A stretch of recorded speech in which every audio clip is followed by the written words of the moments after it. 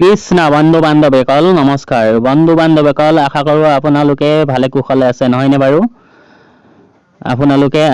আশা কৰোঁ আপোনালোকে ভালে কুশলে আছে, ভালে কুশলে থাকিব। বন্ধু বান্ধৱীসকল আজি মই লৈ আহিছোঁ ভাৰতৰ টপ 10 জেনেৰেল নলেজৰ কিছুমান প্ৰশ্ন উত্তৰ। বলক আজিৰ ভিডিঅ'টি আৰম্ভ কৰা। আজিৰ প্ৰশ্ন নং 1 হৈছে কোনখন চহৰক অসমৰ সাংস্কৃতিক ৰাজধানী বুলিও কোৱা হয়?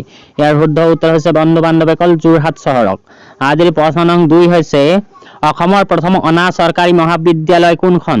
ইয়াৰ শুদ্ধ উত্তৰ হৈছে জে.বি. কলেজ যোৰহাট। আজিৰ প্ৰশ্ন নং 3 হৈছে কেতিয়া মাজুলীক আনুষ্ঠানিকভাৱে অসমৰ জিলা হিচাপে ঘোষণা কৰা হয়?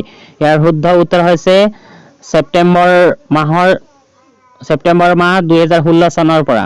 আজিৰ প্ৰশ্ন নং 4 হৈছে যাদৱ পায়েঙৰ দ্বাৰা কোনখন অৰণ্য এককভাৱে ৰোপণ কৰা হৈছিল? ইয়াৰ শুদ্ধ উত্তৰ হৈছে মলাই হাবি অৰণ্য।